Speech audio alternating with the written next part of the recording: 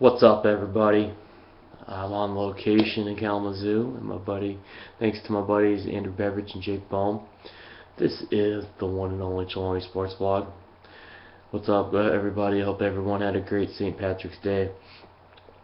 We start the madness tomorrow. Get ready, it's coming. I'm gonna, like I said, I appreciate the comments, I appreciate the text, I appreciate the IMs. I know it's been a little bit quiet on people watching this, but I really don't care. I'm going to keep doing what I do. I love talking sports, and I don't mind talking music or movies either.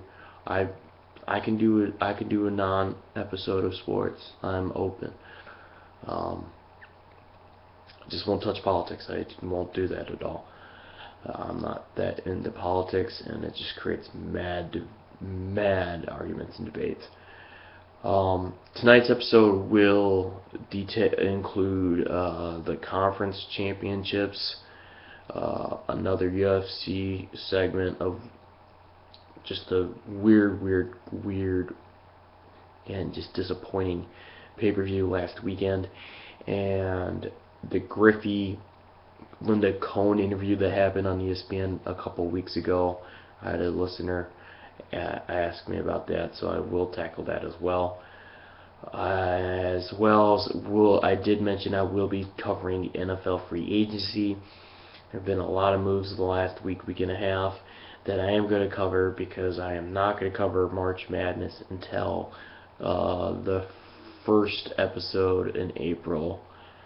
This first full week of April's episode, because I am in a couple brackets and I am not going to talk about it. It's a kind of issue. I know you guys don't like it, but I'm sorry. But just gotta understand. I'll talk about it after it's all said and done.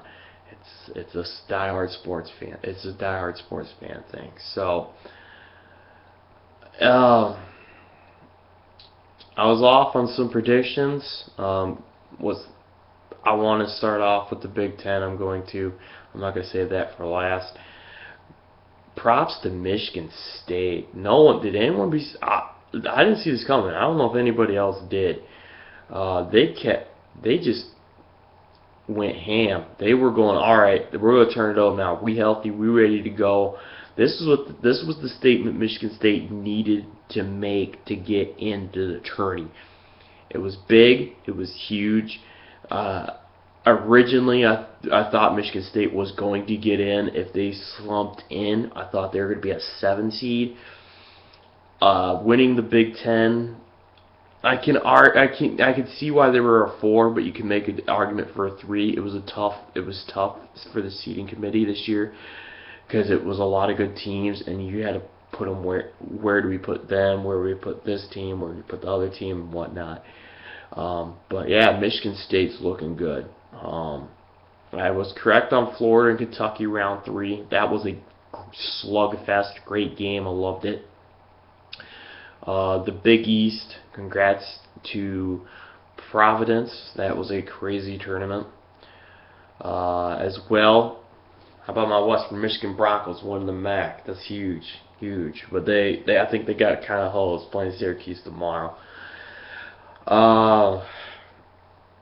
I did call Virginia and Duke. That game was a shootout, and as I said, that was going to determine the last number 1 seed, and lo and behold, it did. I like Virginia, but we'll wait and see how well they do in the tourney. We'll wait and see. That's going to be a big kicker. The Pac-12, I did say Arizona State. I got half that correct. UCLA has played really good. Credit to Steve Lavin, his first year there. They have looked really impressive. They've looked really good. I'll wait and see. UCLA might make a run, but it's the tourney, man. You never know. Bryce Madness. So I kind of did alright picking the conference basketball tournament, so I'm very happy and very pleased how that went. It was a good weekend of games. So yeah, it was a very good tourney. I'm gonna now get into the UFC. I watched the fights. Was not impressed with the card. I was giddy and stoked for the card. I thought there was going to be a couple knockouts, maybe a submission. There was only one submission. I mean, yeah, and it was on the lower end of the card. I gave you guys the last 4 fights of the card, except for that first one. Miles Jury decision. I thought Diego was going to show up, but I love Diego. I think the only reason why they're keeping Diego now is to test these 155ers that are young and up and coming and see if they are the real deal or not. So Miles Jury continues his undefeated streak with the unanimous decision over Diego. That was a very good fight, a lot of back and forth. Hector Lombard wins in the decision over Jake Shields. That I told you guys I loved Lombard, and Lombard just looked like he was done after the first round. He was gassed. He just basically wrestled and survived the last 2 rounds. I was very disappointed in that fight. I thought Lombard was going to come out and just cash Jake Shields, possibly end Jake Shields' UFC career. Dana's been quiet on what they're going to do with Jake Shields, but ever since, like I said last week, Jake Shields has looked unimpressive. He's looked stale since he fought GSP when he got the title shot a couple of years ago. I think you might see Jake Shields in a cut elimination fight, as if he does not win, he'll get cut eliminated, a la Frank Mir, Alistair Overeem. But there's been no news on Frank Mir yet, so kind of curious. That's a little bit weird. The Condit Woodley fight ended in disappointment, and to my fellow UFC fans, as fans of the fights, we don't like seeing fights end in an injury stoppage. Carlos Condit went down for Woodley, took Condit down in the first round. He started wincing. It was possibly his ACL. They stood up.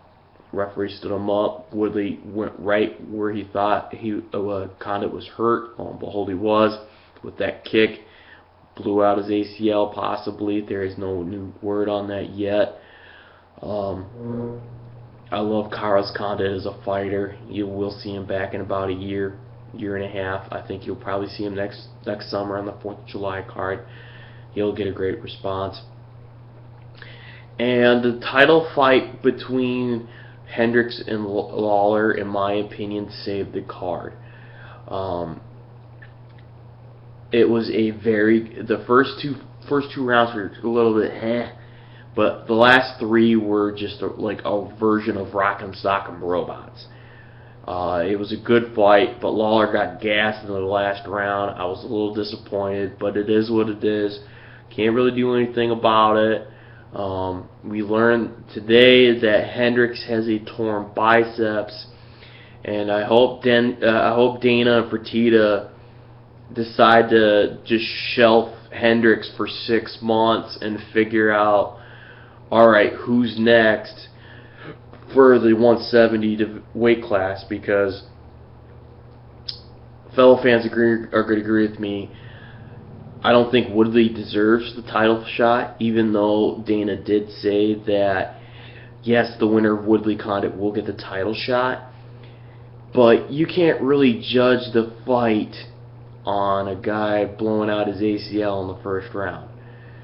So I think there's going to be another number 1 contender rematch. I think it will be Woodley and Hector Lombard, because they did both win their fights. I'm not trying to punish Rory McDonald, but I think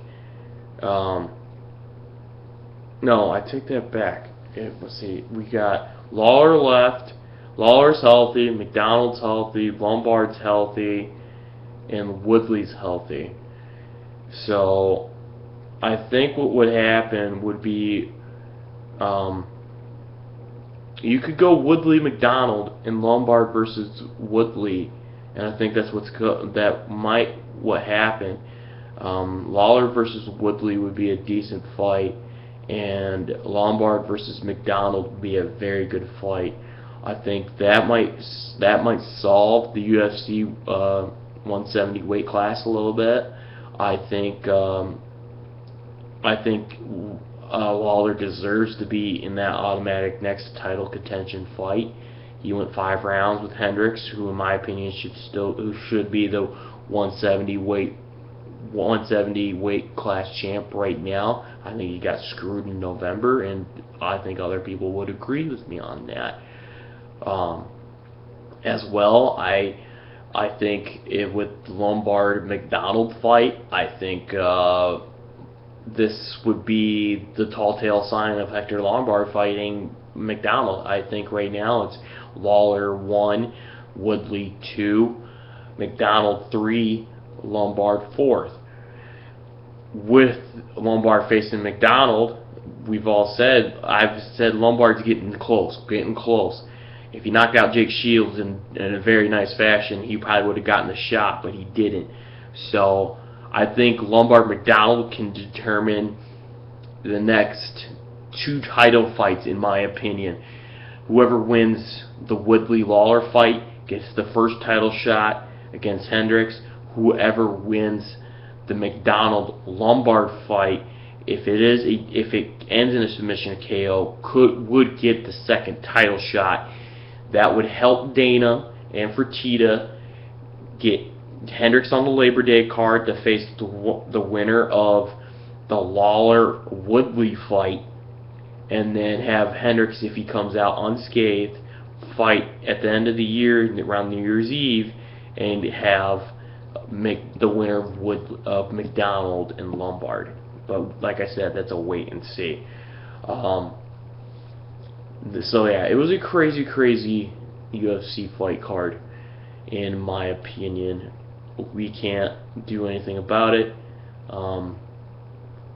but it kind of it's a double-edged sword. It kind of helps it the same way with kind of getting knee surgery and Hendricks getting surgery on a torn biceps. This will help now the contenders in that weight class, because that welterweight class, in my opinion, right now is probably the most top to bottom heavy weight class in the UFC, without a shot of a doubt. And now I'm going to tackle the Griffey Linda Cohn interview. I don't know how many people saw this interview. It was about 2.5 weeks ago. Griffey looked like he was on something. He said he took cold medicine. I'm gonna put the blame on Griffey himself and ESPN.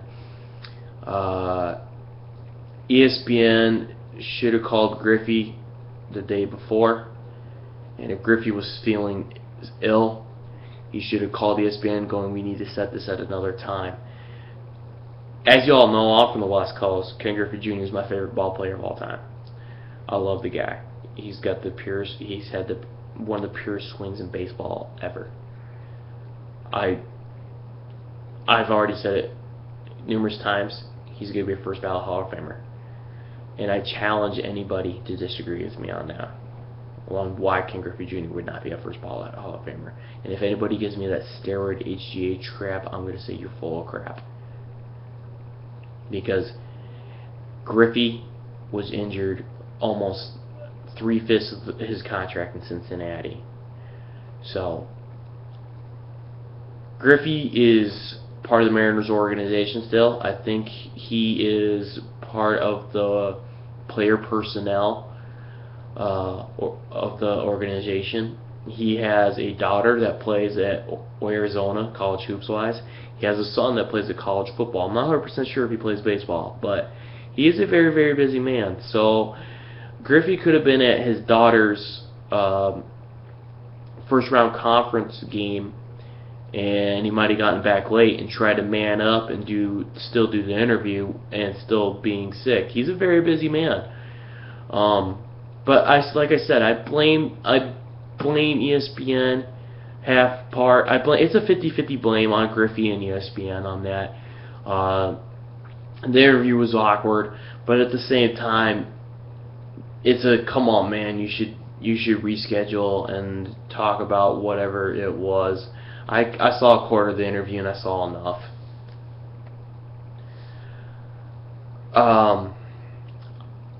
Now, the last thing I will cover is NFL free agency. I am going to give the teams that I think did well, and then the players, in my opinion, the players made, if they were smart or not. I'm going to start out with the teams. The winners, I believe, in my opinion, are the Tampa Bay Buccaneers, Michael Johnson, Antoine Werner. They got Josh McCown. I like Josh McCown. I think he's a stopgap. I think they might be drafting a quarterback later in the draft.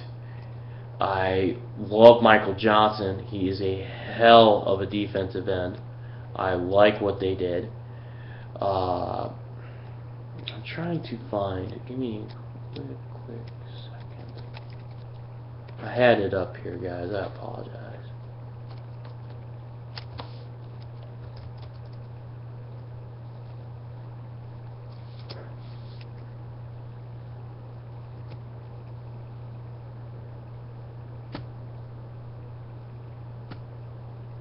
Okay.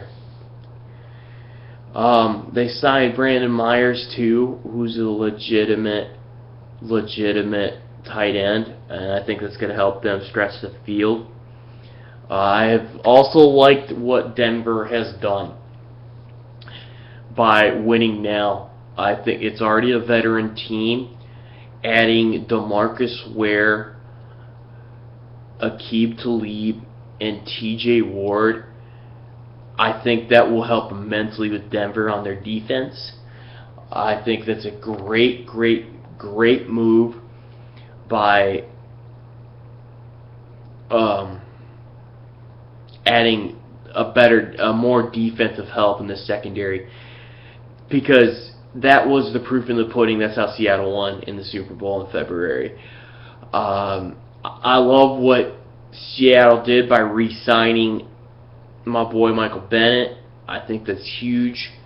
Losing Golden Tate is a kind of a chink in the armor a little bit, but it's not a big blow. I've had this argument with a buddy of mine going, oh, you guys lost too much and you guys are not going to repeat. But he doesn't know is Chris Clemens coming off an ACL injury.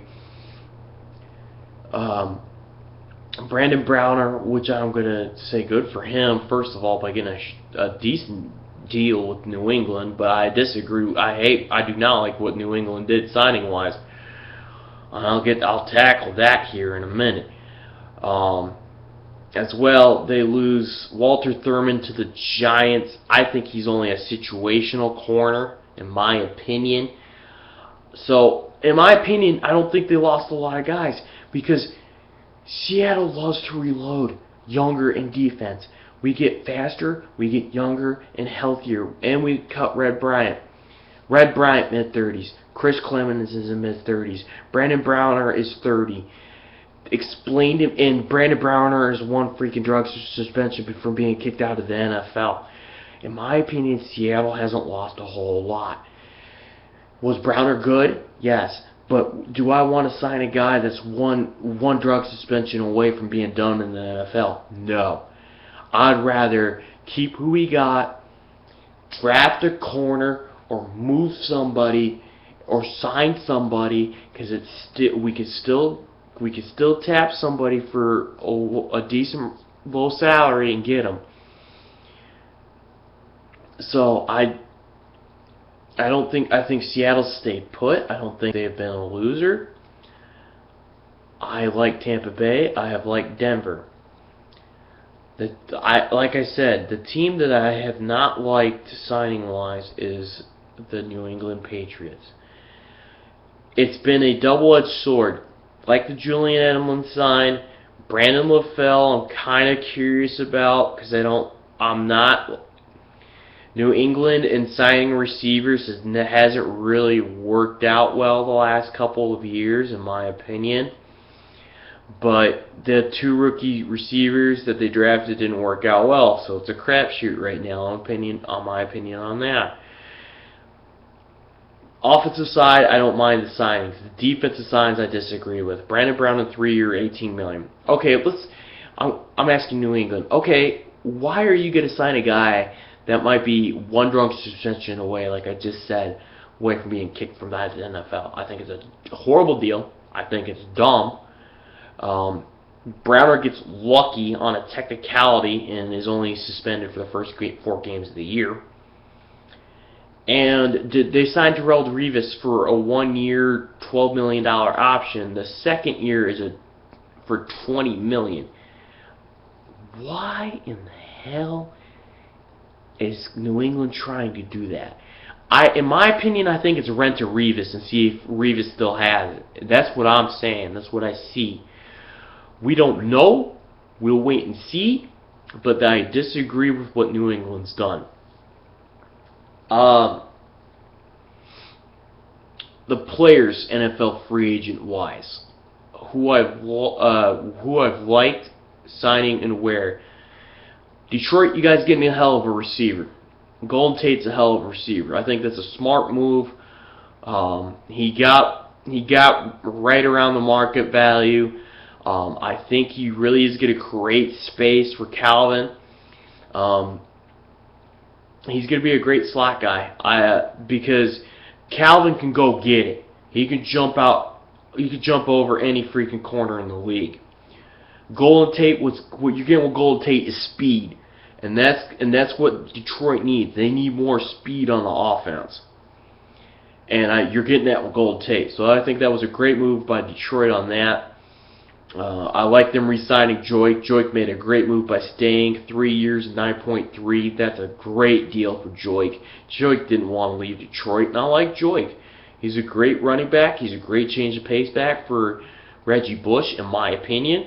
And he can get you yards, and he can get you first downs. That's what Detroit needs with a change of pace back. I do like the Willie Young move to Chicago. That's a blow to Detroit. I'm a huge Willie Young fan. I hope he might get the shot starting across the side from Lamar Houston. I do like what Chicago's done as well, and we'll mention that as well. Lamar Houston re-signing Charles Tillman, and signing Willie Young. I think that defense has now gotten younger. If they can get a decent backup quarterback and another running back, which can be addressed in a draft, I think Chicago might be fighting for the NFC North, in my opinion. You guys may think I'm nuts, but at the same time, Willie Young, he will be a disruptor on the defensive side. Lamar Houston's proved he can be a disruptor in Oakland. So I think it's a good move. I like the signings and good for the players' decisions on that. The last two, and the other one I do love, is Akeem Nicks going to Indy on a 1-year, I believe it was a $3 million deal. I'm not 100% sure, but I love the deal. Akeem Nicks, if healthy, and people may agree, may disagree. I think Indy might have the best trio of receivers now in Indy, with T.Y. Hilton, with Reggie Wayne if he's ready to go, and oh, by the way, you have now Akeem Nicks. Oh, and you have to deal with a Dwayne Allen who's healthy if he's ready by training camp. Oh, and you still got Coby Fleener. Indy is two running backs away from owning the AFC South for years to come. I like the DeQuell Jackson signing with Indy as well. That's a great sign. They're getting a hell of a linebacker. So Indy, I agree with Indy. Indy has done a very, very, very good job with their player signings, and I like the player signings. The last one I'm going to disagree with is one of my guys, well, one of my teams, and that's the Raiders re-signing Darren McFadden. And what I read was a 1-year, $1.7 million deal, but it can reach up to 3. And I think that's dealing with contract kickers if you can stay healthy. I disagree with the deal. Oakland has money. I would have rather taken a risk with Ben Tate, or I would have overpaid for Maurice Jones-Drew and gotten 10 to 12 games out of MJD, in my opinion. So that's it, ladies and gentlemen. I have gone on for about 25.5 minutes. I thank you all again for watching and enjoying. I'd like to thank Mr. Andrew Beveridge and Jake Bohm for letting me do this here. All my KZU friends, I'm here, and let's embrace the madness. I will be back next week, and I will probably tackle, with free agency now almost coming to the tail end with NFL-wise, almost the big names, I might be doing another mock draft 1 through 10. Might go 32. We'll wait and see, depending on what happens sports news-wise, minus the tournament. I will also tackle, might reopen up baseball and maybe do some more in-depth signings or hires or predictions on awards and whatnot, but I might not tackle that as well. We'll wait and see. Or what might happen, shock and awe, is I might take next week off if there's not a whole lot of big news and if I don't get a whole lot of comments. But I'll try. But like I said, I'm always willing to talk music, movies, guys and gals. So I am me. Text me. I am me at James Schloney on Facebook. Text me. Whoever watches this vlog that knows me. Email james.r.chaloni@wmich.edu. Alright, ladies and gents. Have a safe week. Have a good weekend. Be safe. Be careful. And enjoy the tourney. Later.